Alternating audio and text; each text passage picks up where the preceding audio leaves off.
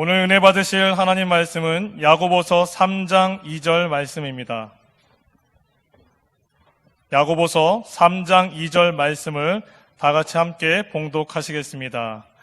우리가 다 실수가 많으니 만일 말에 실수가 없는 자라면 곧 온전한 사람이라 능히 온몸도 굴레 씌우리라. 아멘.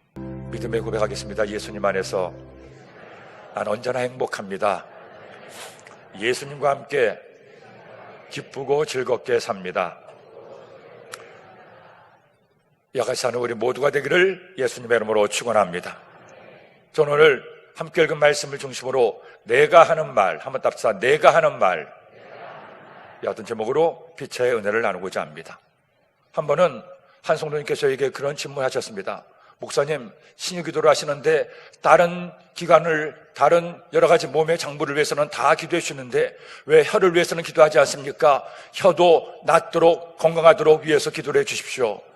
제가 입을 위해서 기도하는데 혀도 포함되지 않겠습니까? 그래서 하시는 말씀이 목사님, 입과 혀는 다르죠. 혀가 얼마나 중요한지 모릅니다. 혀가 없으면 사람이 어떻게 살 수가 있겠습니까? 말을 할 수가 있습니까? 그러니 혀를 위해서도 꼭 기도를 해주세요. 그래서 제가 알겠다고 말씀을 드렸습니다. 그리고 곰곰이 생각해 보니 아닌 게 아니라 혀가 참 중요하다는 생각을 하게 됐습니다. 여러분, 혀가 하는 가장 중요한 두 가지 일이 있죠. 한 가지는 맛을 보는 일입니다. 사람이 음식을 먹을 때 신지, 짠지, 단지 뭘 알 수가 있습니까? 혀로 알 수가 있죠. 만일 혀로 맛을 느끼지 못한다면 먹는 것이 얼마나 지치고 고단하겠습니까? 하루 세끼 먹는 것이 고역일 겁니다. 다행히 하나님께서 맛을 보게 하셔서 이 혀를 통해 맛을 보게 하시고 그 맛을 통해서 음식을 하루 세 끼를 꼬박 먹는데도 맛있게 먹을 수 있도록 인도하시니 얼마나 감사한 일이겠습니까? 또 하나, 혀가 하는 중요한 일이 있습니다. 혀가 있어야 말을 하죠. 혀가 없으면 말을 할 수가 없습니다. 그리고 이 말이야말로 사람의 삶을 결정짓는 가장 중요한 요소 가운데 하나입니다. 결국 그 사람의 말이 그 사람의 운명을 결정한다고 해도 과언이 아닐 것입니다. 더구나 우리가 예수님을 믿으면서 내 입술의 말로 하나님을 기쁘게 할 수도 있고 하나님을 슬프게 할 수도 있는데, 만일 내가 예수님 믿으면서 내가 하는 말이 하나님을 기쁘게 하는 말이 되고 내가 하는 말이 나를 잘되게 하고 성공하게 하는 말을 한다면 그 말을 통해 여러분은 하나님께 영광을 돌릴 수가 있고 그 말을 통해 하나님께 칭찬받을 수가 있고 그 말을 통해 승리의 삶을 살 수가 있는 것입니다. 그러므로 우리가 주님 믿으며 살면서 매일매일 살아갈 동안에 내 입에서 나오는 말이 얼마나 중요한지 모릅니다. 오늘 이 시간 내가 하는 말을 한번 생각해 보십시오. 과연 내가 어떤 말을 하고 있는지. 야고보서 기자는 야고보서 3장 2절 이처럼 말씀하죠. 우리가 다 실수가 많으니 만일 말에 실수가 없는 자라면 곧 온전한 사람이라 능히 온몸도 굴레 씌우리라. 말이 온전한 사람은 그의 삶이 온전하다고 말하고 있습니다. 그러니 오늘 이 시간 이 말씀을 우리가 함께 나누면서 오늘 말씀처럼 우리가 그런 하나님이 기뻐하시는 말을 해서 여러분의 삶에 하나님 은혜와 축복이 넘치게 임하기를 예수님의 이름으로 축원합니다. 그렇다면 내가 어떤 말을 해야 되겠습니까? 제일 먼저 첫째로 감사의 말을 해야 됩니다. 여러분, 코로나19 바이러스로 인해서 온 나라가 어려움을 겪고 있는지 벌써 6개월 가까이 지나갑니다.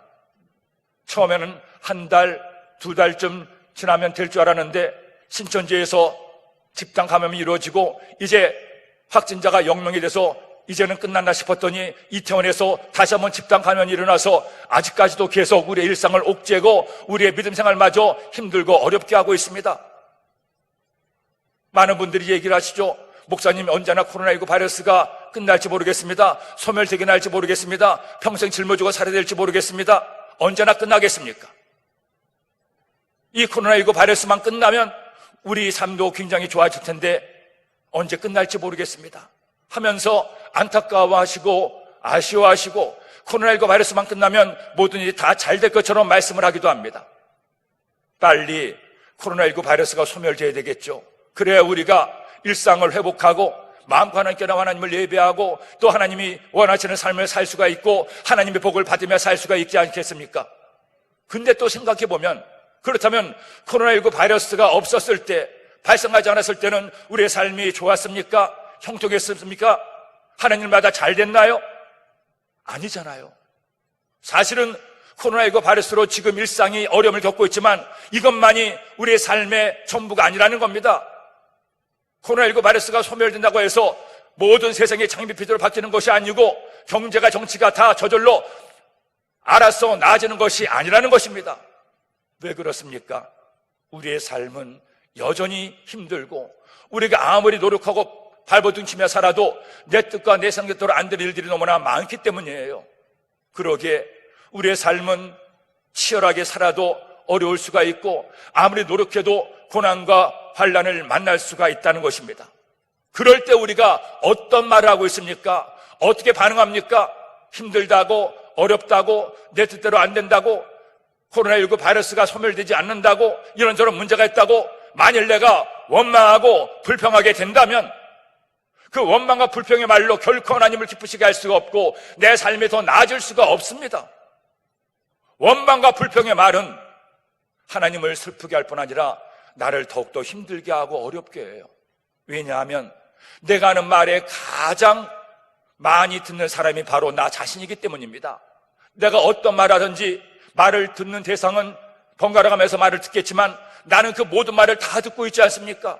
그런데 내가 내 입으로 하는 말이 원망하는 말, 불평하는 말, 남 탓하는 말, 염려하는 말, 걱정하는 말을 하게 되면 그 말이 나에게 들려서 나를 더 염려하게 하고 더 많은 원망과 불평을 만들어내기 때문입니다. 그러나 만일 우리가 어떤 상황에서도 똑같은 어려운 문제를 만나도 그래도 감사할 때, 감사의 말을 할 때 그 감사가 여러분들의 귀에 들리게 되고 그 감사가 하나님의 귀에 들리게 되어서 여러분에게 응답과 축복으로 다가오게 되는 것입니다. 제자들을 보세요. 예수님께서 3년 반 동안 그들과 함께 먹고 마시고 생활하면서 그들을 정말로 최선을 다해 가르쳐 주셨습니다. 생명과 같은 말씀으로 그들을 가르치고 또 직접 그들 앞에서 수많은 기적을 행하시면서 하나님의 살아계심을 보여주었죠. 이렇게 예수님의 가르침을 받았으면 제자들의 말이 달라져야 되는데 그렇지를 못했습니다. 계속해서 원망하고 불평하고 다투고 싸웁니다. 심지어 예수님께서 그날 밤에 로마 군인에게 붙잡히시고 다음날 아침에 십자가 달려 죽으시는 그 마지막 식사 자리에서도 제자들은 서로 잘났다고 다투고 싸우고 내가 더 높은 자리에 차지하겠다고 원망하고 불평했던 모습을 성경을 통해 보여주고 있습니다. 그런 그들이 오순절날 성령 충만받은 다음에 가장 먼저 무엇이 바뀐지 아십니까? 그들의 말이 바뀌었어요. 원망과 불평의 말이 감사와 기쁨의 말로 바뀌었습니다. 남 탓하던 말이 오히려 남을 높이고 세워주는 말로 바뀌게 됐습니다. 사도행전 5장 40절로 41절 말씀을 읽겠습니다. 그들이 옳게 여겨 사도들을 불러들여 채찍질하며 예수의 이름으로 말하는 것을 금하고 놓으니 사도들은 그 이름을 위하여 능욕받는 일에 합당한 자로 여기심을 기뻐하면서 공회 앞을 떠나니라. 예수님의 복음을 전하다가 주님의 부활하심을 전하다가 붙잡혀서 죽도록 두들겨 맞습니다. 그리고 풀려나긴 했지만 그때 제자들이 어떻게 합니까? 우리가 뭔 잘못했다고 우리를 때리느냐? 저 나쁜 재판관들, 저 나쁜 군인들 하고 그들을 탓합니까? 원망합니까? 아닙니다. 우리가 예수님 때문에 고난을 당해 예수님 때문에 두들겨 맞았어. 너무너무 기쁘고 감사하구나.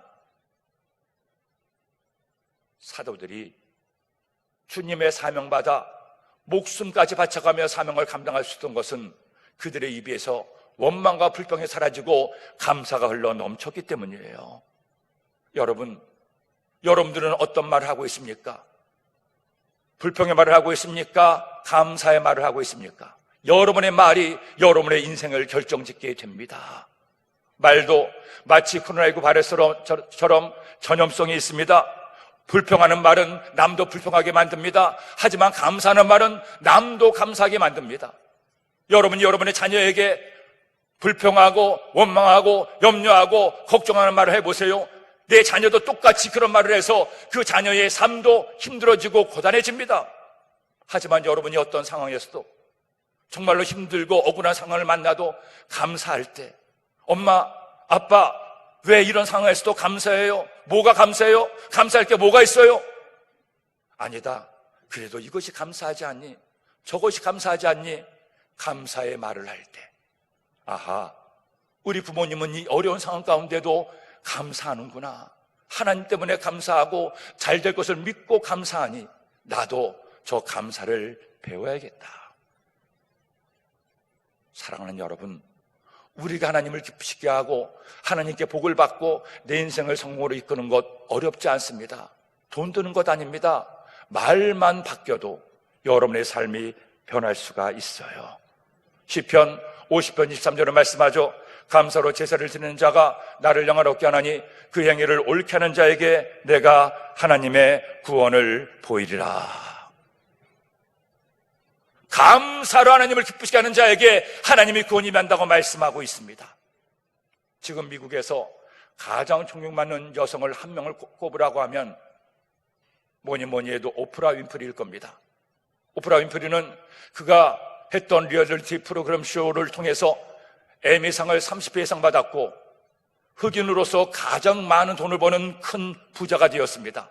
그리고 미국인들의 존경을 한 몸에 받고 있는 그 같은 사람이기도 합니다. 하지만 그녀의 처음은 너무나 미약하고 비참했습니다. 그녀의 어머니가 어린 나이에 미혼모로 아이를 낳고 그만 아이도 할머니한테 팽개친 채 집을 나가버리고 말았습니다. 그래서 어릴 때부터 할머니에게 자라나던 어린 소녀가 그만 10대 때 삼촌에게 성폭행을 당해서 임신마저 하게 됐습니다.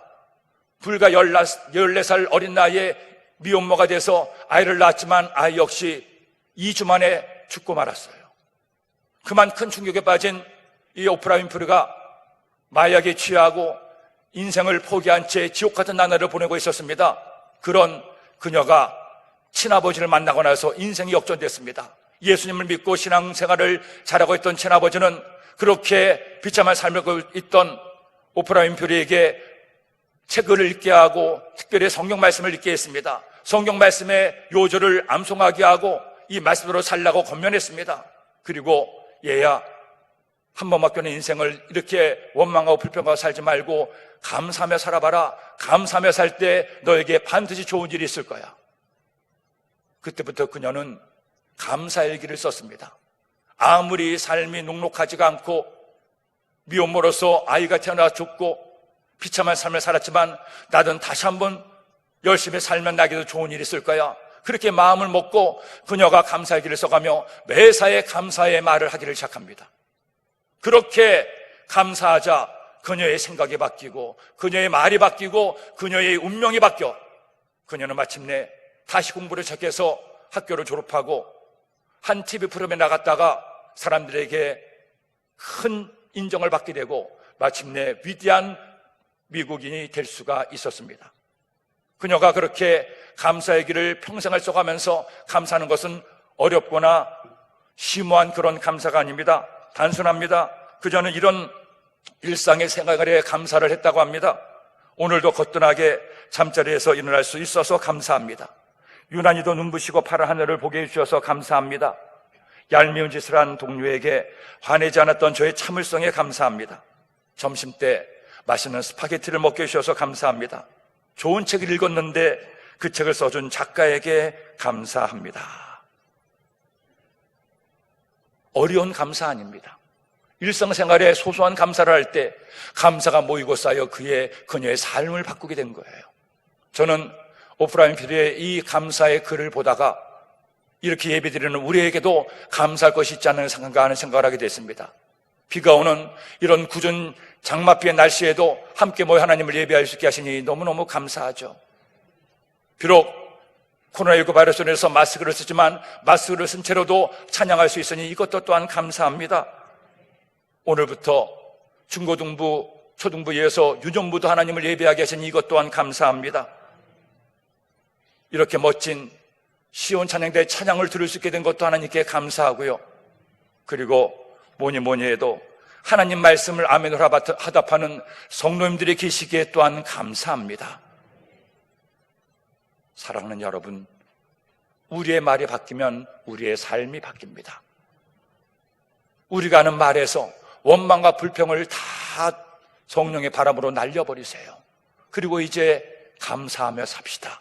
감사함으로 하나님을 기쁘시게 하고 감사함으로 승리하는 여러분 되기를 예수님의 이름으로 축원합니다. 둘째로 우리는 어떤 말을 해야 됩니까? 칭찬의 말을 해야 됩니다. 인생은 성공할 때도 있고 실패할 때도 있죠. 병들 때도 있고 건강할 때도 있습니다. 하지만 어떤 상황에서도 내가 하나님 앞에 감사할 때, 어거지를 써서라도 감사의 조건을 찾아 감사할 때 그 감사가 하나님을 기쁘시게 하고 나의 인생을 새롭게 만들어갈 수가 있게 됩니다. 그런데 이처럼 나는 감사하고 모든 것에 감사하고 기뻐하는데 문제는 나와 함께하는 다른 사람의 문제입니다. 나는 감사하고 열심히 잘 살아가는데 다른 사람이 하는 걸 보니까 마음에 안 들어요. 왜 저렇게 하나? 마음에 은근히 짜증이 나기도 합니다. 그것도 내가 사랑하는 내 가족, 내 남편과 아내가, 내 자식이, 내 부모님이 나를 힘들게 하고 어렵게 하는 말을 하게 합니다. 너 왜 이러니? 이렇게 나를 힘들게 하고 어렵게 하는 모습을 보면서 우리가 그에게 어떤 말을 합니까? 혹시나 사랑하는 내 가족이, 내 이웃이 내 마음에 들지 않고 내 생각대로 안 한다고 해서 그를 판단합니까? 정죄합니까? 짜증냅니까? 화를 냅니까? 만일 내 마음에 안 든다고, 내 뜻대로 안 해준다고 내가 만나는 사람에게 짜증과 원망과 불평을 하게 되면, 판단하고 정죄하면 그 말로 그를 바꿀 수가 있겠습니까? 안 되잖아요. 아무리 옳은 말을 해도 판단하고 정죄하는 말은 그 사람을 새롭게 하기가 대단히 어렵습니다. 왜? 사람은 누구나 인정받고 칭찬받고 위로받기를 원하기 때문이죠. 가뜩이나 어려운 인생길인데 그것도 사랑하는 내 가족이, 내 이웃이, 우리 교우가 왜 그러냐고 나를 판단하고 비판하면 내 마음이 낙심되고 절망하기 때문입니다. 그러기에 예수님께서는 마태복음 7장 1절 2절에 말씀하죠. 비판을 받지 아니하려거든 비판하지 말라. 너희가 비판하는 그 비판으로 너희가 비판을 받을 것이요 너희가 헤아리는 그 헤아림으로 너희가 헤아림을 받을 것이니라. 내가 다른 사람과의 모든 관계 가운데 좋은 관계를 유지하기 원한다면, 그와 더 좋은 관계를 통해서 더 많은 것을 얻기를 원한다면 꼭 해야 될 말이 있습니다. 판단하고 정죄하고 그를 책망하는 말이 아니라 인정하고 격려하고 세워주고 칭찬하는 말을 하는 여러분 되기를 예수님의 이름으로 축원합니다. 너무나 많은 가정이 위기를 만나는 이유가 뭡니까? 다 말 때문입니다. 남편과 아내가 서로를 미워하게 되는 이유가 뭡니까? 말 때문이에요. 부모와 자식 사이가 금이 가고 오히려 원수처럼 되어지는 이유가 뭡니까? 말 때문입니다. 어떤 말 때문에? 판단하고 비판하고 정죄하는 말 때문에. 만일 우리가 내가 만나는 사람들과의 모든 대화 속에서 판단과 비판의 말을 빼고 칭찬과 격려의 말을 하게 되면 그 칭찬과 격려의 말을 듣는 상대방이 어떻게 반응하겠습니까? 야, 내가 잘못했는데, 내가 부족한데, 우리 엄마 아빠가 내 남편이, 내 아내가 나를 이처럼 인정해주네, 격려해주네, 칭찬해주네. 제가 독일에서 사역할 때 독일에서 태어난 한인 2세 청년들이 있었습니다. 그 청년들과 함께 매년 한 번씩 세미나를 주최하고 그들과 많은 이야기를 나누기도 했죠. 그런데 그들이 공통점을 하는 이야기가 있습니다. 살면서 무엇이 제일 힘드니? 한국인으로서 독일에 사는 것이 뭐가 힘드니? 하고 물어봤을 때 그들이 말했던 것은 어떤 독일의 사회나 또 독일 사람들의 어떤 태도가 아니었습니다. 거의 이구동성을 하는 말이, 목사님, 저희 부모님 때문에 너무나 힘이 듭니다. 부모님의 과도한 기대 때문에 너무나 힘이 듭니다. 헐핏하면 우리가 너희들을 이 독일에서 살게 하기 위해서 고향으로 가지도 않고 여기 남아서 이렇게 아둥바둥 살고 있는데 너는 공부를 잘해야 돼. 좋은 대학에 가야 돼. 법대를 가야 돼. 의대를 가야 돼. 목사님, 우리가 여기 살아달라고 부탁을 해서 부모님들이 사는 것 아니지 않습니까?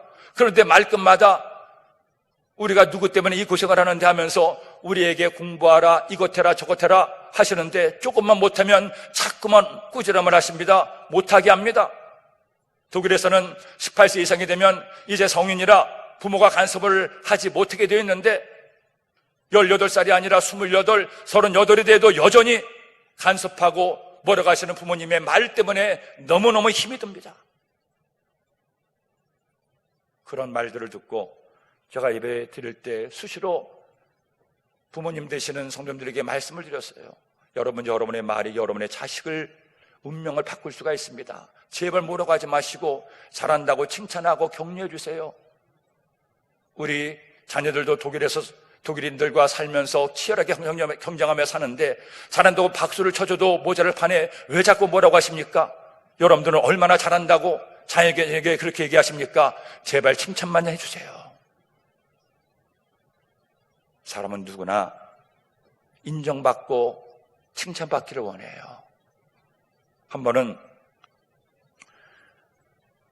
텔레비전에서 그런 장면이 나오는 걸 보시고 깜짝 놀랐습니다. 두 발로 걸어다니는 강아지가 있어요.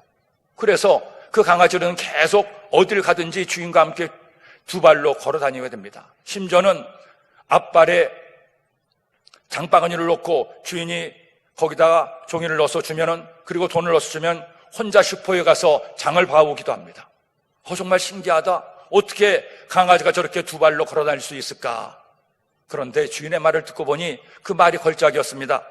어느 날 제가 제 개에게 저에게 안긴다고 두 발로 섰습니다. 그래서 너무 신기해서 잘한다고 칭찬해 줬죠. 그런 다음에 또 두 발로 서는 겁니다. 또 칭찬했습니다. 그러자 두 발로 걷는 시간이 점점 길어지니 나중에는 이렇게까지 두 발로 걸어 다니기까지 합니다. 칭찬이 내 개를 두 발로 걷게 했습니다. 뭐 어려운 게 아니에요. 두 발로 서자 잘했다고 박수를 쳐주고 좋아했습니다. 그러다 개가 또 두 발로 걷고, 조금 두 발로 걸으니까 더 좋아해 주니까 더 걷고. 세상에 칭찬은 고래도 춤추게 한다고 하는데 칭찬은 개도 두 발로 걷게 한다는 거예요. 개도 고래도 칭찬을 들으면 이렇게 좋아하고 바뀌는데 하물며 사람이겠습니까? 물론 남을 칭찬하는 게 쉽지가 않습니다. 내 마음에 안 들 때, 내 뜻대로 안 해줄 때, 내 생각과 다를 때 먼저 짜증이 나고 왜 그러냐고 하는 말이 앞서기기 쉽죠. 그때마다 우리의 입을 때려야 됩니다. 이러면 안 되지. 좋은 말 해야지. 격려해야지. 내 자녀도, 내 남편도, 내 부모도, 내 아내도, 우리 교우들도, 우리 장로님도, 안수사님도, 권사님도 다 힘겹게 열심히 살아가고 있는데 박수 쳐줘야지. 잘한다고 인정해줘야지. 저도 목회를 하다 보니 결국 주의 종이 할 일이 다른 것이 아니었습니다. 주님의 마음을 품고 성도님들을 격려해드리고 칭찬해드리는 것이 목사의 할 일임을 깨달았어요. 여러분, 그냥 살기도 힘들고 어려운 인생, 더불어 함께 사는 내 이웃들과 내 가족들과 다투며 살지 맙시다. 욕하고 싸우고 화내며 살지 맙시다. 판단하고 정죄하며 살지 맙시다. 칭찬과 격려의 말을 아끼지 마세요. 하루에 한 번씩이라도 남편과 아내가 서로를 칭찬해 준다면, 부모와 자식이 서로를 칭찬해 준다면 그 칭찬이 사랑하는 내 가족을, 내 이웃을 얼마나 힘이 나게 하겠습니까? 오늘 이 시간 이 말씀을 기억합시다. 나의 칭찬이 내 자녀를, 내 가족을, 내 이웃을 잘되게 하며 나도 잘되게 함을 기억하고, 이제 우리 강남성전의 모든 성도님들이 서로를 칭찬하는 은혜가 있게 되기를 예수님의 이름으로 축원합니다. 셋째로, 우리는 온유한 말을 해야 됩니다. 여러분, 감사의 말은 하나님을 기쁘시게 하고 칭찬은 이웃을 기쁘게 합니다. 그런데 우리가 더불어 살다 보면 언제나 칭찬만 할 수는 없습니다. 잘못하는데, 그렇게 해서는 안 되는데 그런 일을 할 때 그래도 칭찬만 하게 되면 안 되는 것 아니겠습니까? 아이들도 마찬가지죠. 칭찬만 하면 버릇이 나빠질 수도 있습니다. 때로는 따끔한 훈계도 필요합니다. 사실 이런 훈계와 가르침을 잘 받으면 자신에게 큰 도움이 되는데 그것을 잘 받는 것이 결코 쉽지는 않죠. 잠언서 15장 32절로 말씀합니다. 훈계받기를 싫어하는 자는 자기의 영혼을 경히 여김이라 견책을 달게 받는 자는 지식을 얻느니라. 문제는 내가 훈계를 잘 받기 위해서는 상대방이 나에게 훈계를 할 때도 잘해야 됩니다. 특별히 자신이 사랑하는 사람의 잘못을 지적하고 고치게 할 때 잘못하면 훈계가 아니라 정죄가 되고 비방이 되고 판단이 됩니다. 그러면 오히려 더 역효과를 날 수가 있는 것이죠.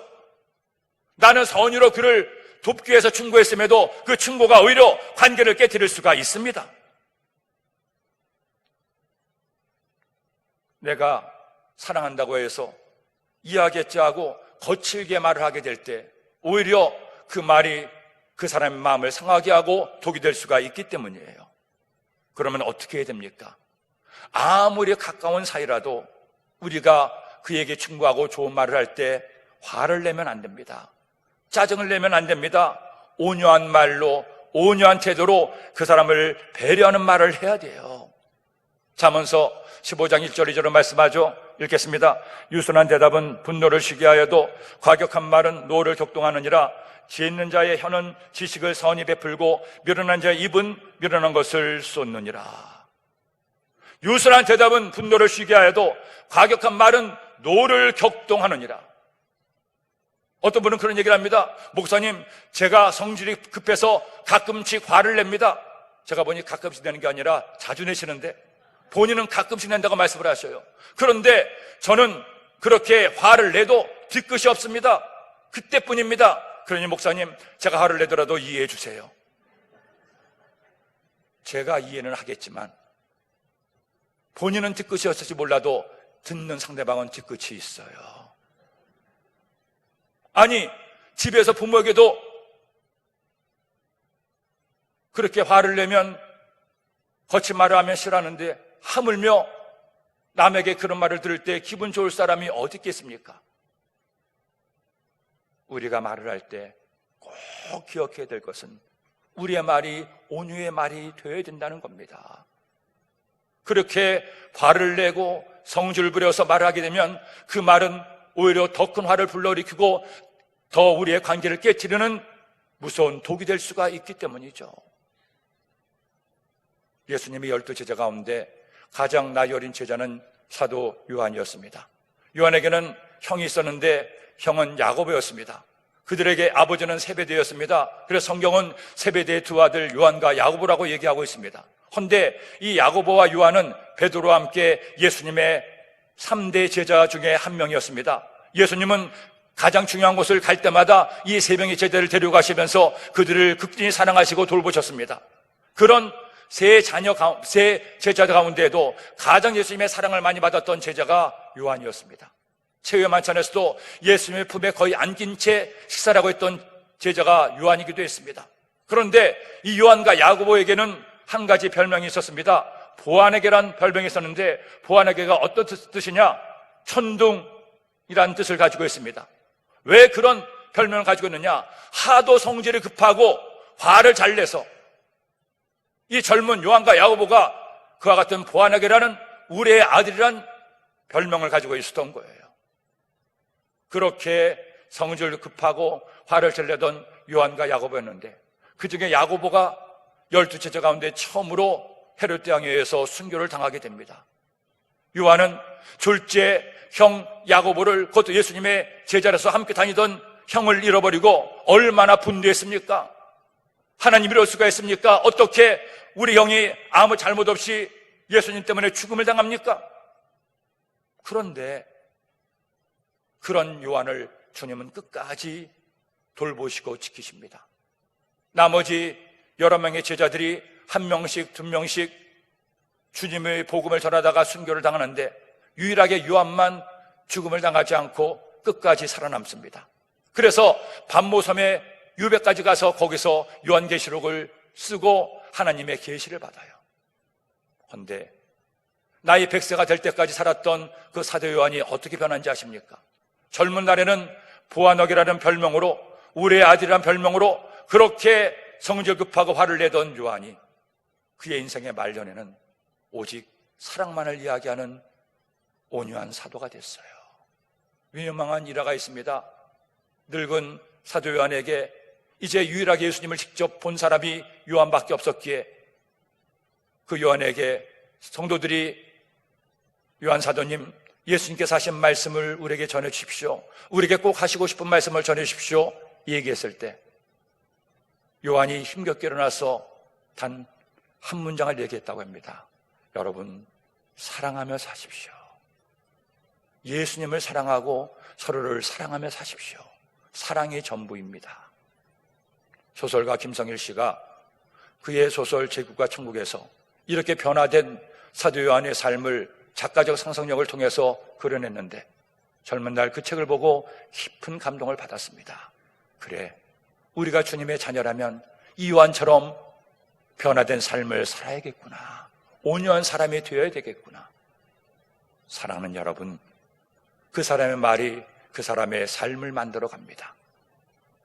오늘 나눈 말씀, 우리가 너무나 잘 아는 말씀인데 이 말씀대로만 살아도 우리의 삶의 많은 부분들이 해결되고 많은 관계가 다시금 회복되어 이어질 수가 있습니다. 감사의 말을 합시다. 칭찬의 말을 합시다. 온유한 말을 해서 여러분의 말을 통해 여러분이 새로워지고 강남성전이 새로워지고 우리의 삶의 하나님 은혜가 넘치게 임하기를 예수님의 이름으로 축원합니다. 기도드립니다.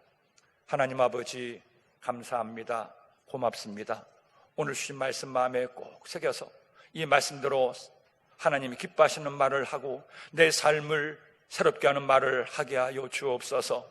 감사의 말, 칭찬의 말, 온유한 말로 하나님을 기쁘시게 하고 이웃에게 힘을 얻게 하며 그리고 우리의 삶이 새로워진 은혜가 있게 하여 주옵소서. 온유하신 주님의 마음 품어 우리도 주님처럼 말하고 살아가게 하여 주옵소서. 예수님의 이름으로 기도드립니다.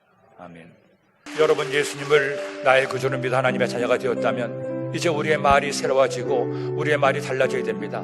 예수님 믿으면서도 여전히 원망하고 불평하고 남 탓하고 판단하고 정죄하고 화를 내고 짜증을 내면 그 말로 우리의 삶이 새로워질 수가 없고 하나님을 기쁘시게 할 수 없습니다. 때로는 고난을 만나도 반란을 겪어도 내가 원치 않는 어려움이 나에게 다가오고 내가 바라지 않는 길로 주님이 인도하셔도 그래, 이곳에도 하나님의 뜻이 있지. 하나님 나를 사랑하시니 이 어려움을 통해서 더 좋은 일을 줄 거야. 감사하고 기뻐하고 주님을 믿고 나아가면 주님께서는 그런 여러분의 말을 통해 여러분의 삶을 바꿔줄 것입니다. 우리 주님을 찬양합시다. 감사해.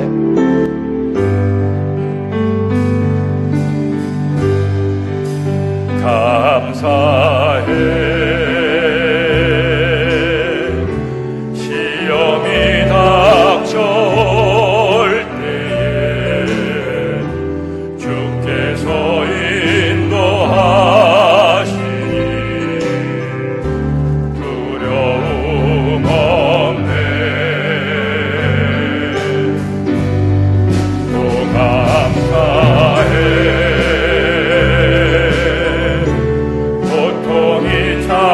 찾아올 때에 주께서 지켜주시니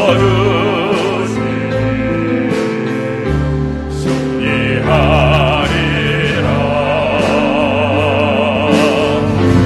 나의 모든 생활 속에서 주님이 함께하시니 주님의 성령 나를 인도하시니 시험이 나를 찾아올 때 주님 지켜주시니 주님의 성령 나를 우리 모두 일어나서 찬양합시다. 나의 모든 생활 속에서 나의 모든 생활 속 주님이 함께하심을 믿으며 찬양합니다.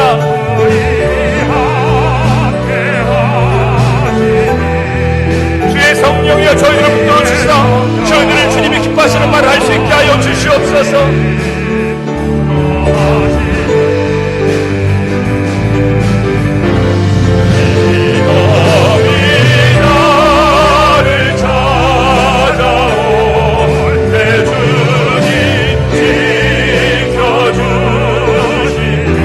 성령이여 저희를 인도하여 주시옵소서. 다시 한번 찬양합시다. 우리의 마음의 문을 열고 찬양합니다. 나의 모든